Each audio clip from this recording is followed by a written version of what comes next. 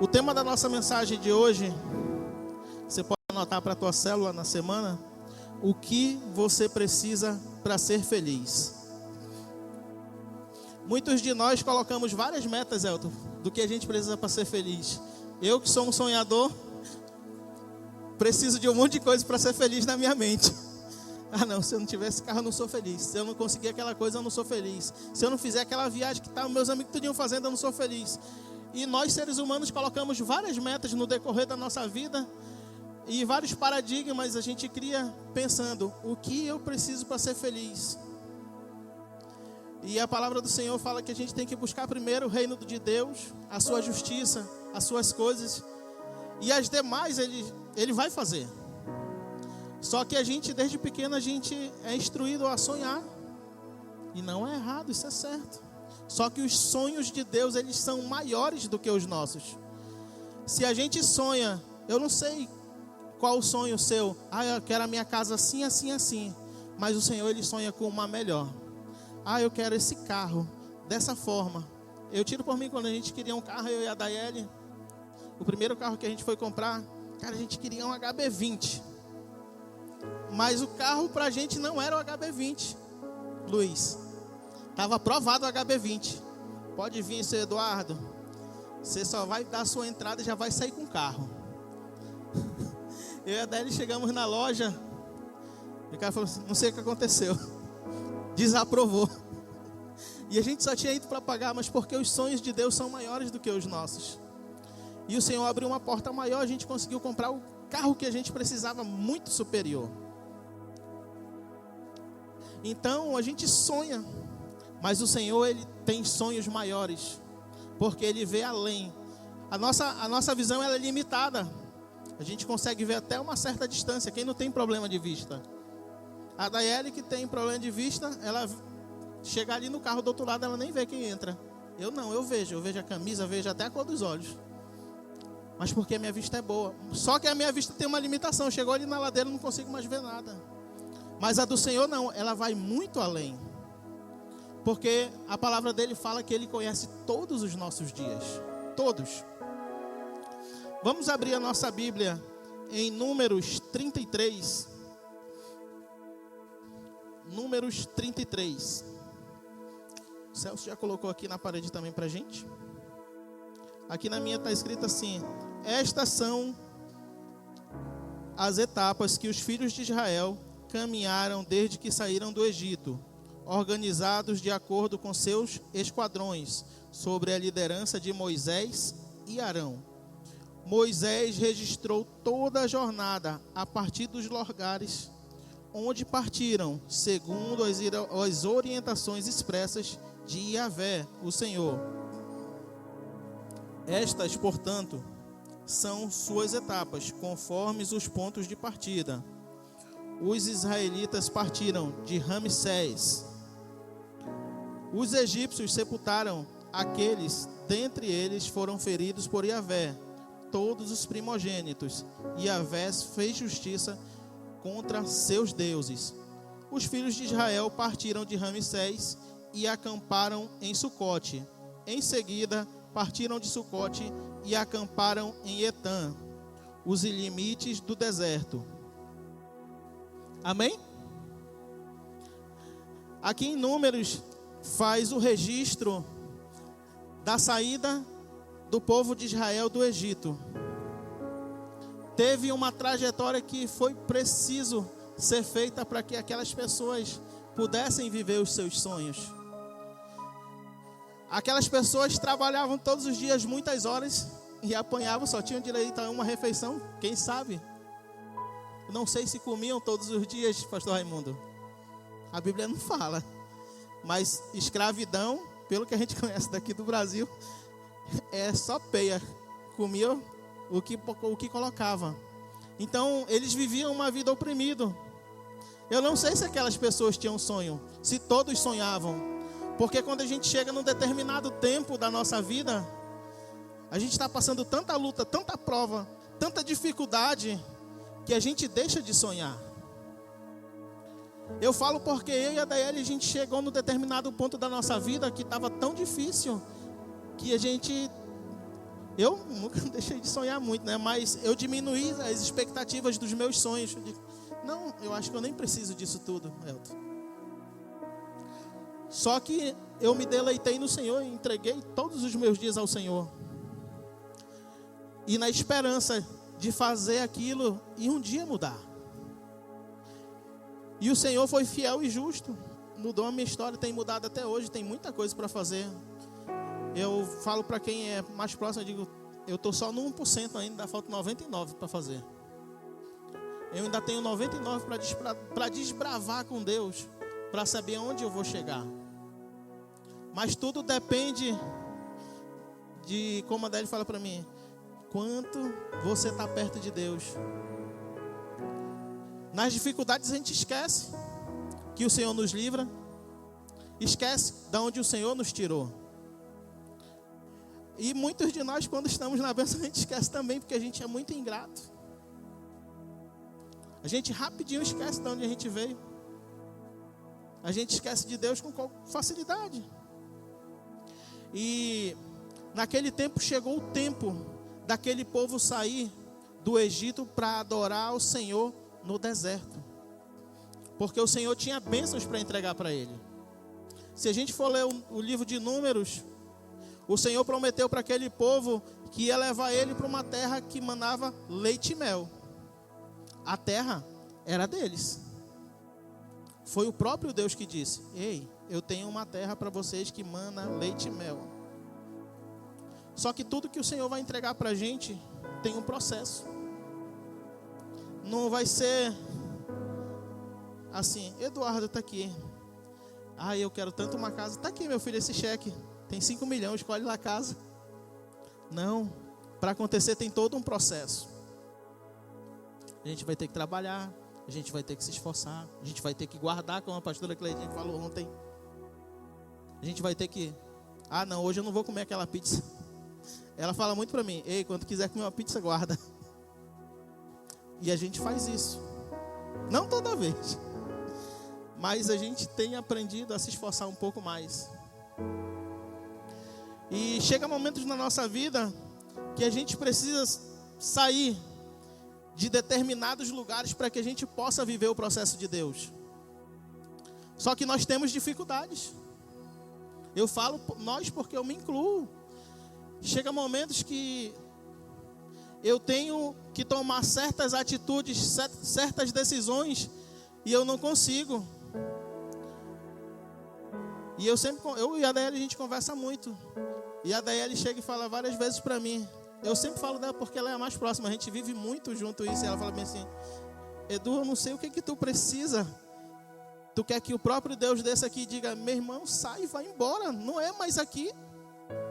Só que nós, seres humanos, temos dificuldade. Não todos, mas alguns a gente tem dificuldade de tomar decisão, de sair daquilo que está arrebentando a gente, que está acabando com a gente, para mudar para algo novo, que o Senhor já disse assim: filho, não é mais teu tempo aí.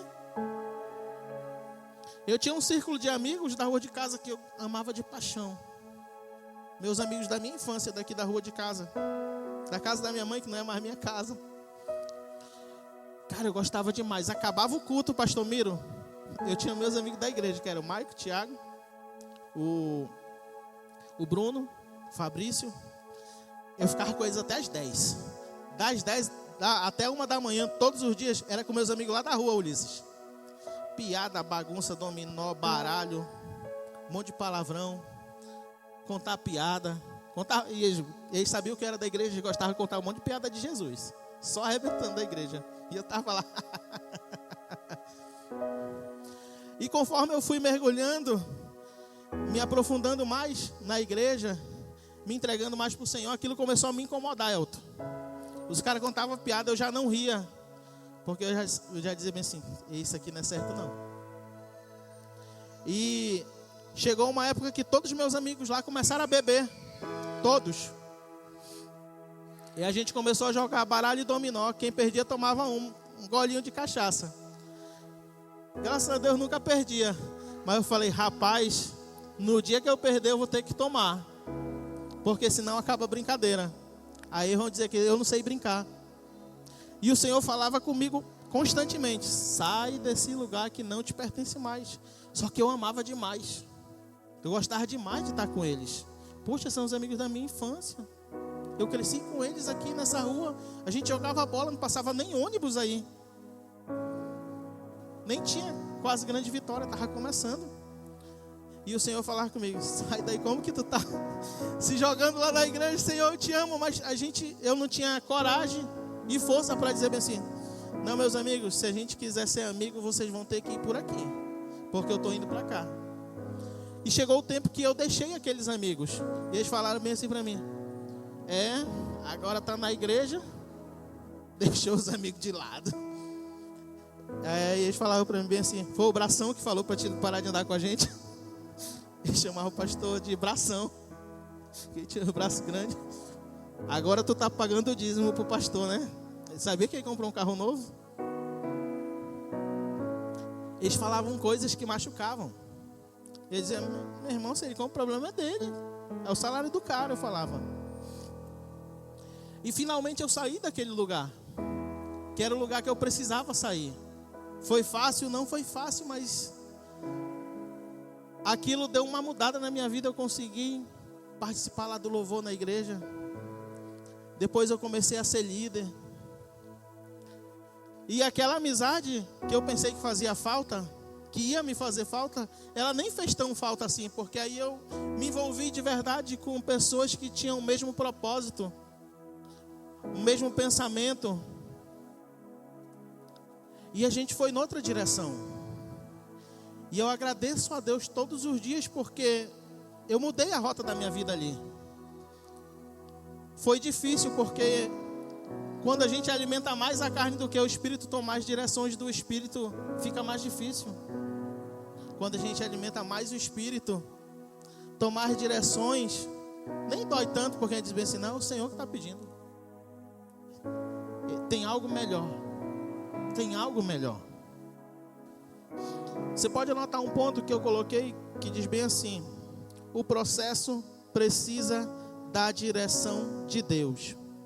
Saber onde você deve ir é importante, saber onde a gente deve ir. Mas saber onde você não precisa estar é a direção certa. Quando a gente entrega os nossos caminhos ao Senhor, saber onde a gente quer ir é importante. Os coaches falam que quem não sabe o que quer, qualquer coisa basta. Todos nós sabemos onde queremos chegar. Mas o que é mais importante é a gente saber onde Deus quer nos levar. O Senhor fala na palavra dele assim: sai, ele disse o quê? Sai da tua terra, da tua parentela, para a terra que eu te mostrarei. Ele não disse: ei, sai daqui e vai para ali. Ele só disse: sai, que eu vou te levar para outro lugar. E Moisés e Arão, o Senhor deu a direção para eles e disse assim: sai, vai para um lugar que eu vou te mostrar. E olha só como eles saíram. Anota só: os filhos de Israel partiram de Ramsés e acamparam em Sucote. Em seguida partiram de Sucote, acamparam em Etã. Saíram de Etã, saíram de Eirote, saíram de Marã, deixaram Elim, partiram do Mar Vermelho. Direção de Deus. Anote as saídas. Da onde Deus quer te tirar? Ele quer tirar a gente e colocar num lugar melhor. Só que para a gente entender isso, a gente precisa se aprofundar. Se aprofundar de verdade no Senhor. Ele quer a gente por inteiro. Só que nós, a gente quer só botar o pezinho. Não, olha só o meu pé. Porque a gente tem nossos amigos aí fora. A gente diz assim: pô, mas Senhor, se eu vier domingo de manhã, eu tinha um café da manhã com meus colegas lá da empresa. A gente deixou o restaurante funcionando e veio para cá, para o culto. Graças a Deus o Senhor nos deu condições de ter vários funcionários. Mas eu cheguei cedo, acordei 5 horas. Na verdade, acordei 4. A Adélia estava brigando comigo lá em casa. Meu amigo, nós vamos sair só 5 e pouco. Só que 4 horas eu já estava acordado. Por mim, 4 horas, 4 e meia, 5 horas eu já levantava, já vim embora. Falou, deixa eu dormir mais 10 minutos pelo menos. E a gente veio aqui para adorar o Senhor. E quantas vezes o Senhor fala com a gente, diz bem assim: ei, Eduardo, sai daí, vai para ali. Mas aqui está tão bom. Mas o Senhor nem fala mais com a gente naquele lugar. E a gente tem dificuldade de sair, de levantar a perna. E bastou. O Deus quer dar bênçãos, quer derramar coisas, quer fazer coisas maravilhosas nas nossas vidas. Mas a gente fica lutando. Não, deixa só mais um pouquinho. Porque a gente se acostuma fácil. Até com ruim a gente se acostuma fácil. Se você morar na beira do Igarapé, quando a gente passa ali no 40, meu amigo, quando eu passo de dia de sexta-feira, eu falo para ele, cara, como esse pessoal consegue morar aqui? É terrível, ainda quando chove não, mas quando tá sol desse jeito, meu amigo fica fedendo demais. Aí daí ele fala bem assim, Edu, eles nem sentem mais, eles moram aqui há tanto tempo, porque a gente se acostuma rápido. A gente se acostuma rápido com as dificuldades, com as bênçãos. Mas a gente vai deixando para lá. A gente vai se esquecendo.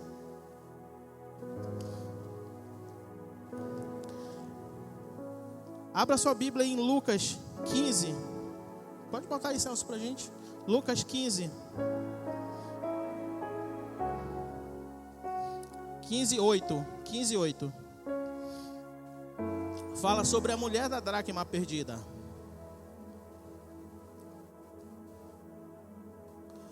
Ainda qual a mulher que possuindo 10 dracmas e perdendo uma delas, não acende uma candeia e varre a sua casa e a procura diligentemente até encontrá-la?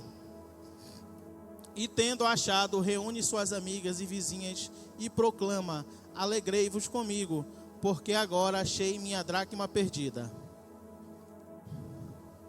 Aqui fala de uma mulher que perdeu uma dracma. Ela tinha 10. Ela podia muito bem. Ela estava com a sacolinha dela do dinheiro. Dizer bem assim, perdi só uma. Nem vai me fazer falta. Só que o que aquela mulher fez? Ela acendeu uma lamparina e foi procurar a dracma dela perdida. Quando a gente acende a luz para procurar a dracma, a gente começa a ver o que tem sujo. A gente começa a ler, a gente começa a orar, a gente começa a jejuar, acende uma luz. Essa luz aqui, ela começa a acender dentro da gente. E a gente começa a dizer assim, cara, eu preciso mudar isso aqui. A gente começa a olhar para dentro de nós e de dizer bem assim, e ver que para o Senhor entrar tem várias sujeiras, várias coisas que a gente tem que se livrar, que a gente foi adquirindo, que a gente foi ganhando no passar do tempo, e a gente está guardando.